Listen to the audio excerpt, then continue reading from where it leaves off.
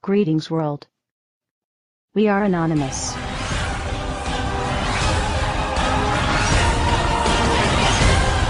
How is it that it seems no one remembers just a few short years ago? These are the steps that we must take. There are plenty of steps we can take right now to start getting our economy back on track. To help create jobs and grow this economy.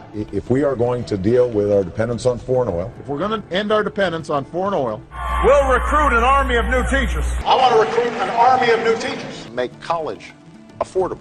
Make college more affordable and repair our crumbling roads and bridges. We've got crumbling roads and bridges. Tonight, more Americans are out of work. We still got friends out there and family who are looking for work. At a time when so many people are struggling to keep up. A moment when so many people are still struggling. If you are willing to work with me, if you're willing to work even harder in this election, then I promise you change will come.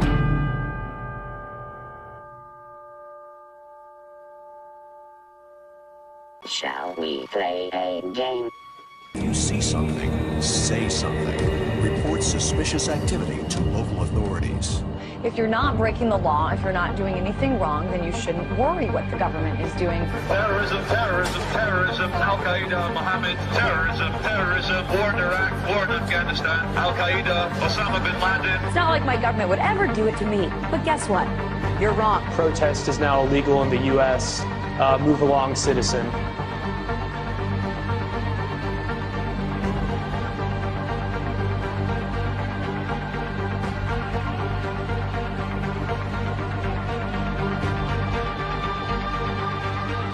And yet we just sit there and calmly say, oh, they're making us safe.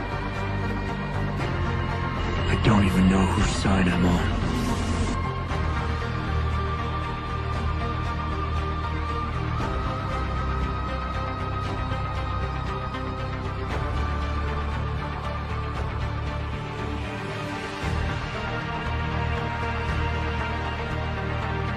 Okay, this is straight out of 1984. We're living in a police state.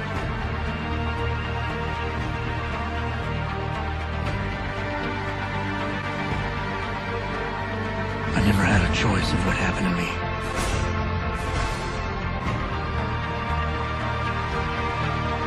The city is being turned into a police state.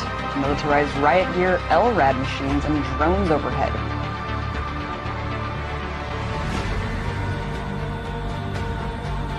Corporations have more power than the government. Our government now works for the banks.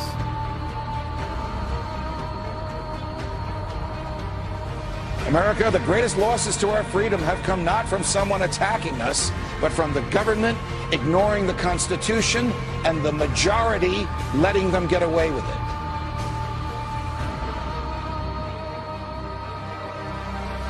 Yeah, we torture. Yeah, we spy on them. Yeah, we do all of this, but it's no big deal. Get used to it. You know what? We're not going to get used to it.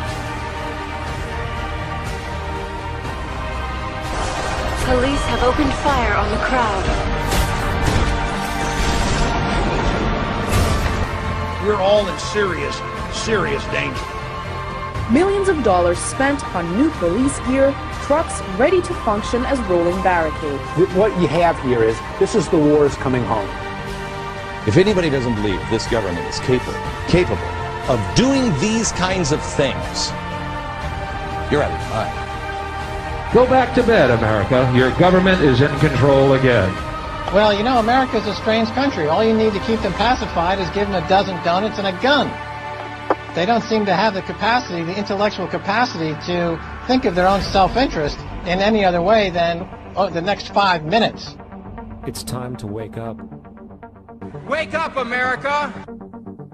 Wake up, America.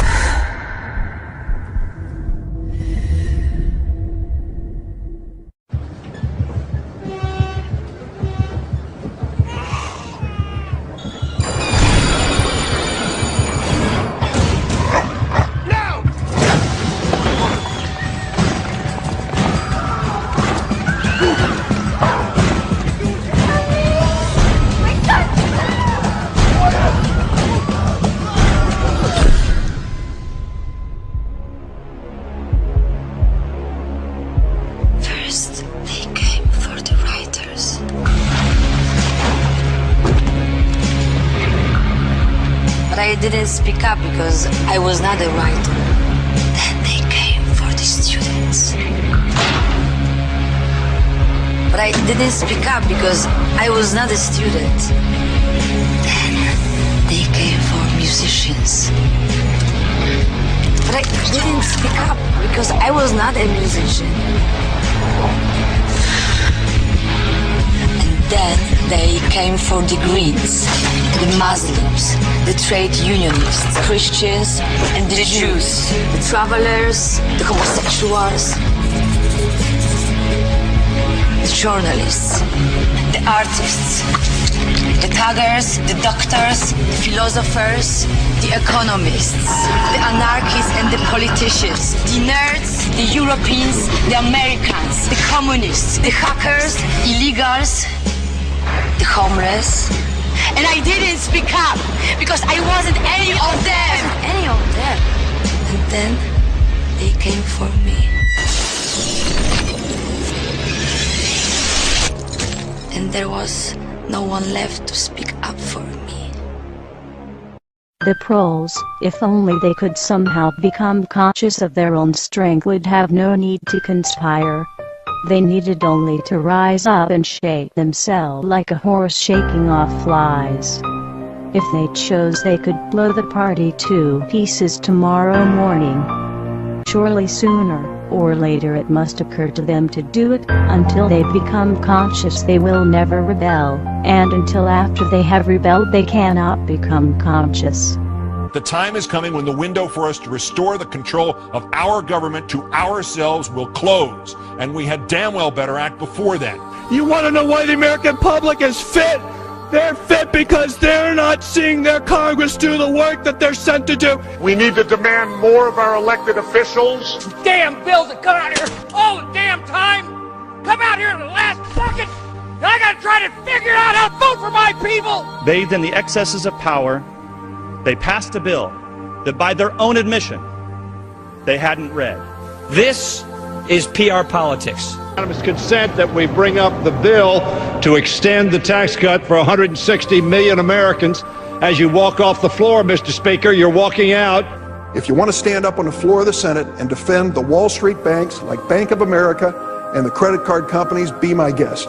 I would rather stand with the consumers and retailers who've been taken to the cleaners for years and years. Why aren't we questioning the underlying premise of the need for a bailout with taxpayers' money? Why aren't we passing new laws that stop the speculation which triggered this? Why aren't we directly helping homeowners with their debt burden? Why aren't we helping American families faced with bankruptcy? Why aren't we reducing debts for Main Street instead of Wall Street? Is this the United States Congress or the board of directors of Goldman Sachs? When I fuck up, who bails me out? No one. There is no one here to object. This is why the American people have thrown you out of power.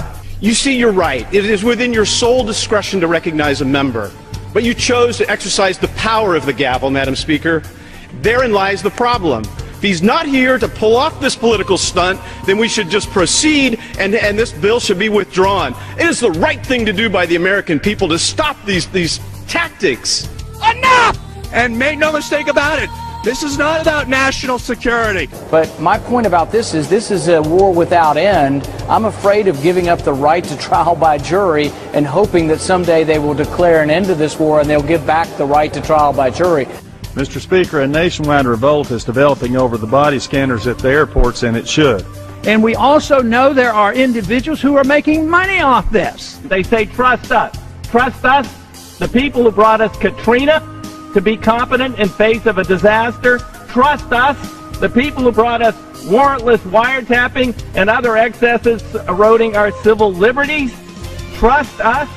Many of us were told in private conversations that if we voted against this bill on Monday, that the sky would fall, the market would drop 2,000 or 3,000 points the first day, another couple thousand the second day, and a few members were even told that there would be martial law in America if we voted no. We're not trying to scare kids. This president's foreign policy is what's scaring the kids of this country. Well, it's the same people that told us Saddam Hussein had something to do with 9/11. Same people that told us Saddam Hussein had weapons of mass destruction. Same people that told us we were going to be able to use the oil for reconstruction money. Same people that told us that we'd be greeted as liberators, not occupiers. Same people, same president that told us the Taliban is gone. Same president that told us that Poland is our ally 2 days before they pull out. Same president that tells us Iraq is going just great. Same president that tells us the economy is going just great. Same people that told us the tax cut was going to create millions of jobs. Same people that told us that the Medicare program only cost $400 billion when it really cost $540 billion. So please forgive us for not believing what you're saying. Please forgive the students of this country for not believing what you're saying. Not one thing about this war that has been told to the American people or that has been told to these college students has been true. Not one thing. Bremer says we need more troops. The Pentagon says we need more troops. And this president can't get them from the international community. There's only one option left. Let's be honest with the American people. Fascism, by definition, is when corporations team up with organized religion and control the government. Do I have to say anything more? Wouldn't you say that we're on the brink if we're not there? We're witnessing a slow and steady takeover of our true freedoms. And now we see the government taking over banks. We see the government taking over car companies, insurance. We're being told what cars we can drive, how much we can make. And now they want to take control of our health care. It's one more attempt for them to put everything that we do day and night under the control of the federal government. Are you willing to sacrifice your freedom for liberty? Well, I say that they're taking away our free will. The American people are being forced to do something they don't want to do. But there really is a difference between us, and it's basically this.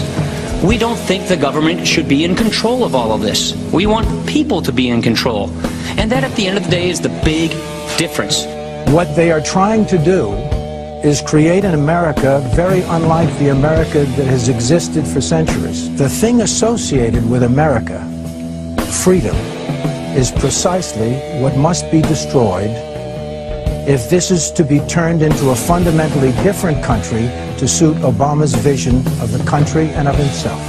I think he's going way beyond his constitutional powers assigned to the executive branch, which is, by definition, an imperial president. Once again, total power in one person's hands, not the American way.